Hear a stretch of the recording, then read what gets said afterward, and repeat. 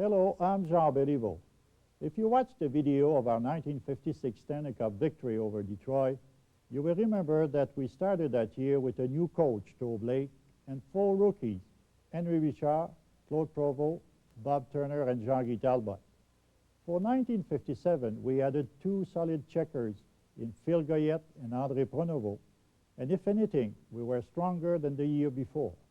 Of course, none of us were thinking about records, for we knew we had a very good team, and we believed we could make it 2 cups in a row. We had a great defense, led by goalie Jacques Plante and defenseman Doug Harvey, and 2 forward lines that could outscore anyone. We easily defeated New York in the first round, and then play Boston in the finals. The late Tom Foley narrates the 1957 Stanley Cup highlights as Montreal wins Cup number 2 in our string of 5 straight.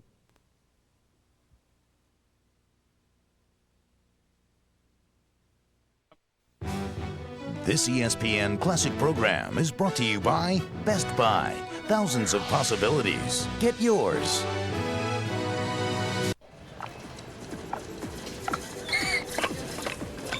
Excuse me. Hi, can I see that laptop? Sure. You can access the internet all around your house. It's wireless networking. Did you say wireless? I'm free, I'm free. Not just a puppet on a string, no ties to anything. Find your freedom. Have us install a wireless network in your home. Thousands of possibilities. Get yours. Best Buy. Tonight on ESPN Classic. 1997.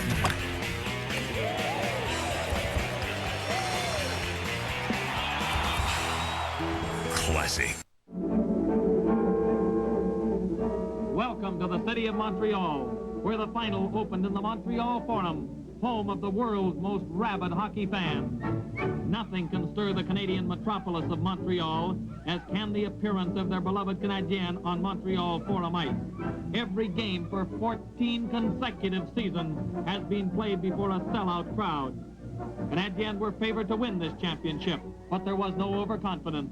The Bruins had not only conquered the always feared Detroit Red Wings, but throughout the year had beaten the Canadiens 7 times, tied them 3, and lost only 4. Montreal coach Joe Blake was striving to make history and win the cup in both of his first 2 seasons of NHL coaching. The referee is Red Story, Montreal in the dark sweaters. And now, in this first game, watch a marvelous performance under playoff pressure. Maurice the Rocket Richard is stopped this time. But before this game is over, the greatest goal-getter of hockey's history will score 4 times. Here he fires high. And once again, Simmons saves at close range.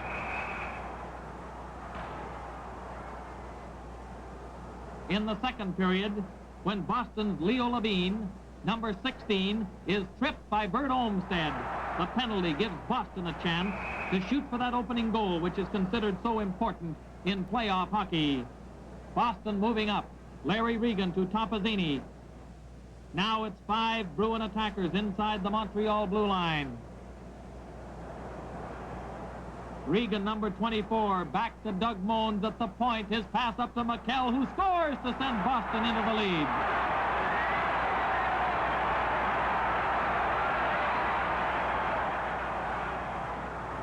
Here it is in slow motion.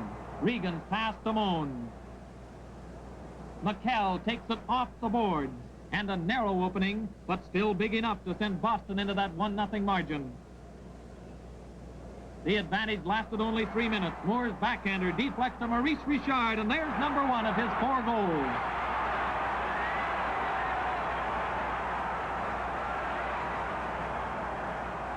The game is tied at 1-1. Less than 3 minutes later, watch 2 of the most accomplished players the game has ever seen combine on a dazzling playoff goal. Doug Harvey, number 2, a pass to Richard around the defense, and a typical Rocket goal, his second of the night, 561st of his NHL career.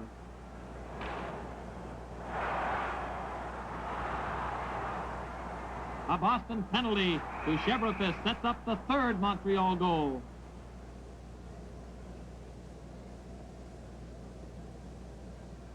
Here it is, scored by Bernie Geoffrion.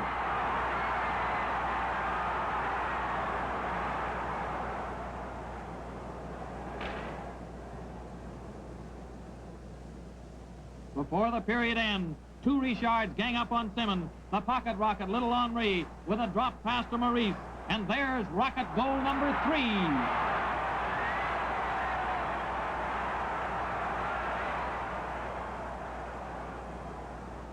See this Richard combination in slow motion. The rocket takes the pass, moves into scoring position. You're watching an old family custom.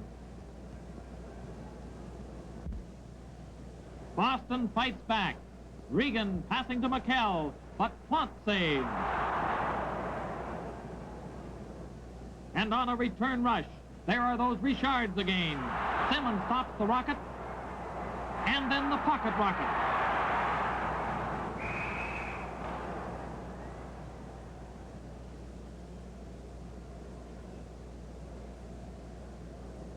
The Richards aren't through yet. This is Henri, number 16. When he gives the puck to brother Maurice, it's goal number 4 for the fabulous Rocket. 6 times in playoff hockey, Richard has scored 3 or more goals in one game. Twice he's had 4, once 5, a record no other player can match. The 82 Indy 500, Rick Mears. Acquire part of the future today in your own Audi. But hurry, an offer like this won't last until 2035. Teams move to Boston, where the valiant Bruins... An offer like this won't last until 2035. The teams move to Boston, where the valiant Bruins will try to defy the hockey odds just once more. A rugged, hard-working Boston line was Johnny Pearson on the left, the Husky Westerner Vic Stasiak, a 24-goal man, and the veteran Cal Gardner, who holds the Ironman record among present NHL performers. Canadiens' top checking line was the consistent 31-year-old Floyd Curry on the left, the man they call the honest blocker, who never plays a bad game, rookie Phil Goyette, and penalty-killing specialist Don Marshall. Meet 2 important Bruin defensive stalwarts, Captain Fern Flaman left, and Doug Moans. 2 reasons why Boston, despite all their net-minding troubles, had the league's 3rd best defensive record. Down 2-1, Bruins knew that this was a must effort for them. Simmons makes a good save on Goyette. But Montreal got the jump again after only a minute and a half of play on a bullet drive by Geoffrion.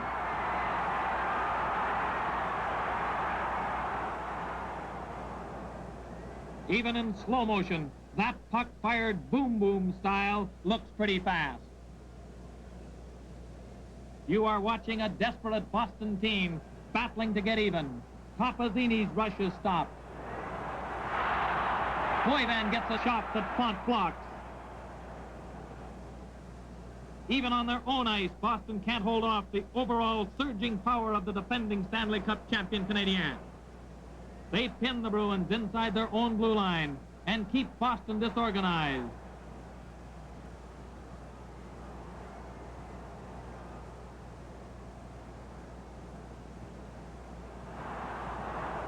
Goyette passes out to Curry, who scores as Donnie Marshall, number 22, blocks Simmons' view.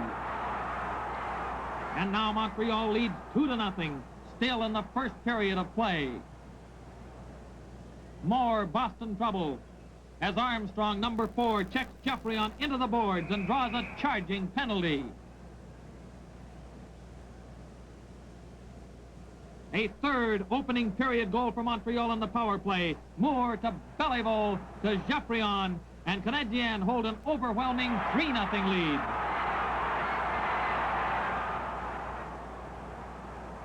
See in slow motion how Boston's Papazzini, number 21, almost cleared that puck, but lost to Geoffrion, who quickly turns it into a Montreal goal.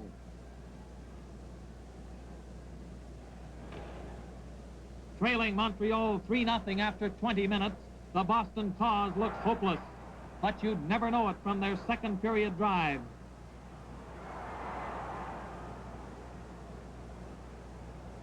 Leo Bueva, number 20, gets 2 blue line shots.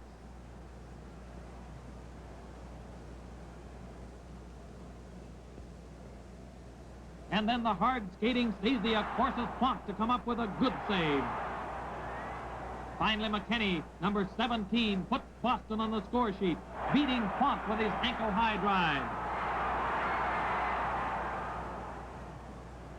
Montreal does not believe in resting on their laurels. Leading 3-1, they prove that a good attack is the best defense. Simmons stops Curry.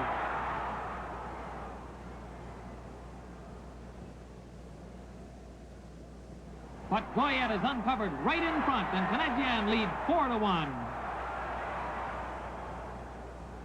Watch Marshall's drive, deflected to Goyette, and the way he coolly outmaneuvers Simmons.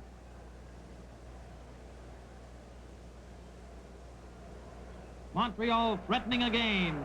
Geoffrion shooting, and Simmons saves.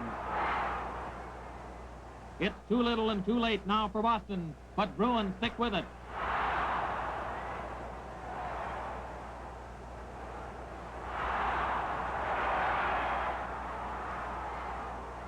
Flaman passes to McKell at the side of the net, and a goal in the last minute leaves the final score at Montreal 4 and Boston 2. These side-of-the-net goals are a McKell specialty. Taking Flaman's pass, he slides it under Plant's arm.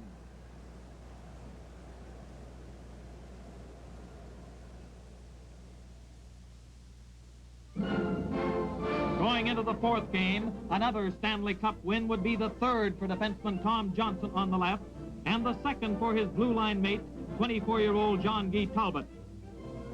A sample of Canadiens' overall depth. On the left, Doug Harvey. Beside him, rugged young 23-year-old Bob Turner. On the right, the steady rear guard, Dollar Saint Laurent. In the pads, relief goaltender Jerry McNeil. For 4 years, a first-string NHL netminder himself.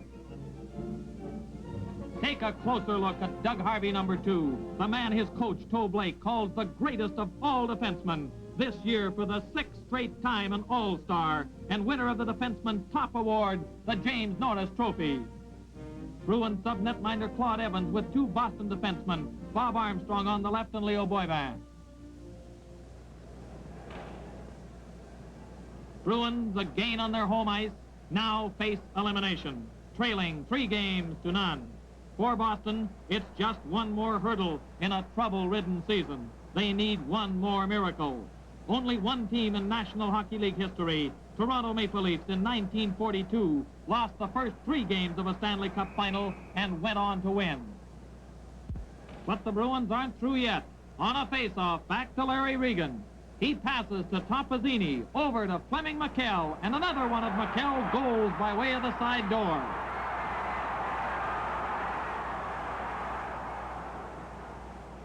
Slow motion shows the perfection of this 3-man play. And the way the persistent McKell needs 2 swings before he gives Boston that 1-0 lead. A typical Beliveau freewheeling rush with the save by Simmons. Now the second period. Montreal putting pressure on the Bruins.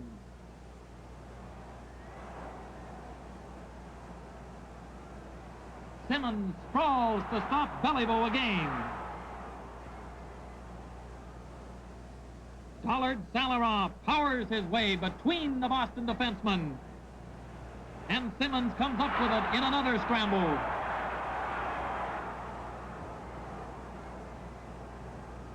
Vic Stasiak in from right wing, stopped by Harvey and Plonk.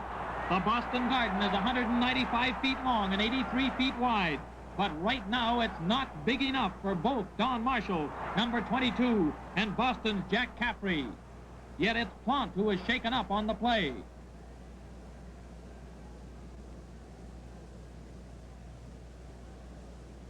He obviously suffered no serious ill effects.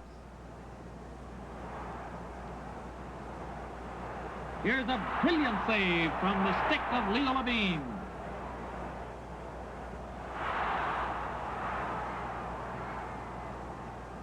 It takes the slow motion camera to show how the agile Plonk really saved from Levine twice. both from point-blank range.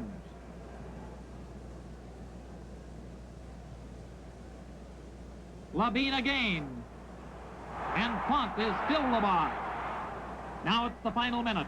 Boston 1, Montreal nothing. Canadiens need more than great goaltending now. Plante leaves the ice.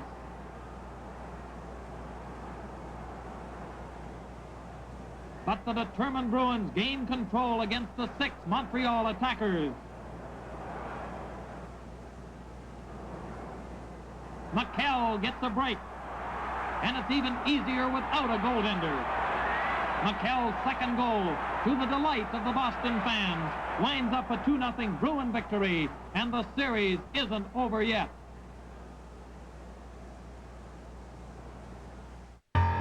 You can look at skincare, the girl low APR and great low payments.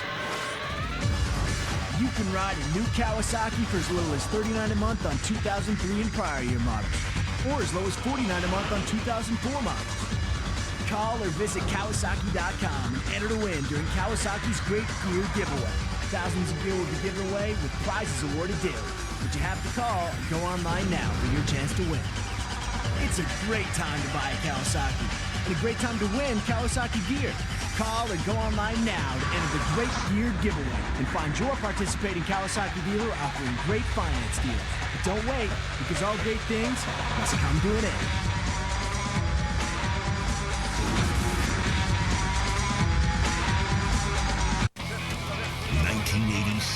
LaFontaine at the blue line. He scores! Here the fourth overtime.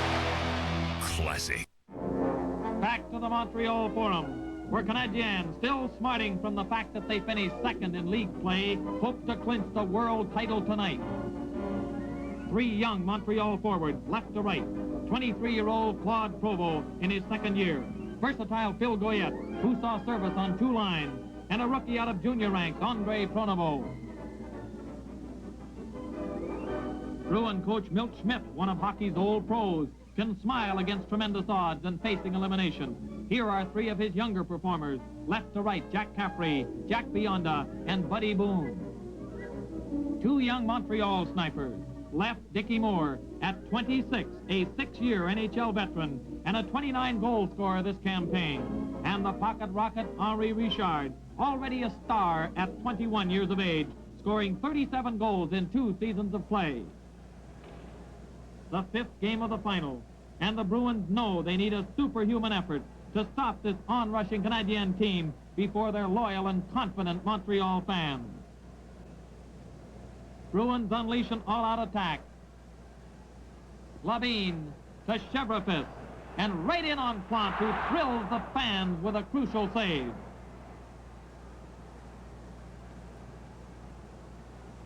Geoffrion tries from all angles, but can't get a shot on goal.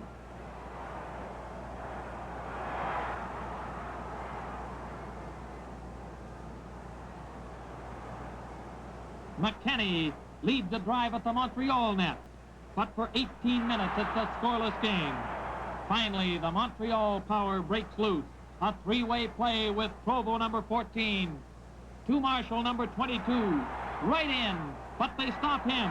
And how, asked netminder Simmons, did that puck wind up in the net? Here's how in slow motion. Marshall, right in. They take him out, but forget the puck. Pronovo bats it home. Hockey is fast and skillful, but it can also be rugged. Yes, lady, this is shocking. But in a best-of-7 series of rough, tough body contact, game after game, tempers can get short. The main eventers here are Bert Olmsted, number 15, and Boston's Labine. Now, with 5 of those gladiators in the penalty box, it's back to the speed and finesse of a playoff hockey game. One of the most exciting goals of the championship. Harvey to Geoffrion to Moore. A headlong dive over Simmons. Players flying in all directions, and only the puck finds its way into the net. Bruins now trail 2-0, and their rugged defenseman, Bob Armstrong, was hurt on the same play. In slow motion, See how both Moore and Armstrong fly over Simmons. Armstrong's leg injury finished him for the game. Now it's clearly approaching midnight for the Cinderella team from Boston. The Montreal overall strength is obviously too great. Canadiens press to increase the margin.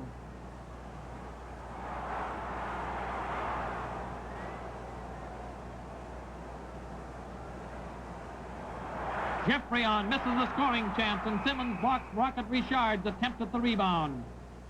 Bruins are just hanging on now. Dollard, Saint-Laurent, and Beliveau combine, and Saint-Laurent just misses. And you wonder how Beliveau failed to score from there. In slow motion, see Beliveau putting Saint-Laurent in the clear, and the puck just wide of the post. Beliveau in front again, and his backhand shot hit the post.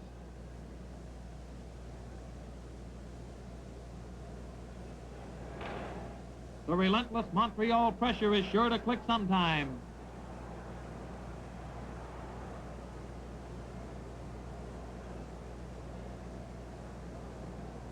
And here it is with another jet-like drive by Boom Boom Geoffrion. Want to argue about the hardest shot in all hockey? Babe Dye, Bill Cook, Charlie Conacher. Right now, Simmons' vote would go to Boom Boom Geoffrion. You can't avoid injuries in the midst of the headlong speed of National Hockey League play. Maurice Richard bowled over at the goal mouth. And for the otherwise jubilant Canadian fans, it's a moment of anxiety as Richard is hurt. See that play in slow motion. As the rocket is stopped once.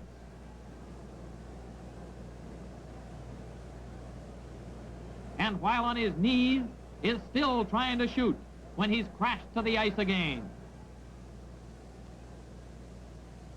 Montreal now less than 20 minutes away from the Stanley Cup. The Bruins still fighting, storming in with Boyvan getting a shot, and Levine scores Boston's only goal. Jacques Plante argues Boyvan was in the goal crease.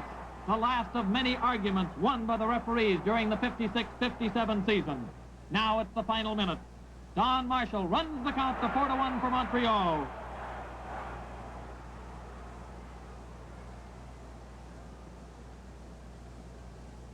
And Floyd Curry adds a fifth Montreal goal.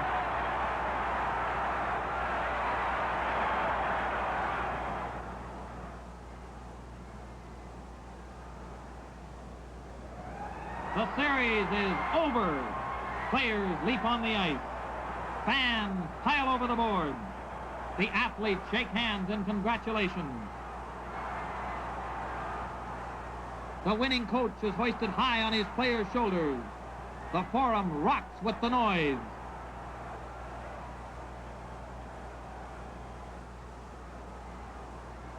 A fan gets a treasured souvenir. Such is the jubilation of a Stanley Cup victory.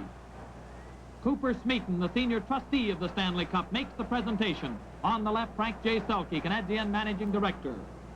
Mr. Smeaton congratulates Rocket Richard, Canadian captain.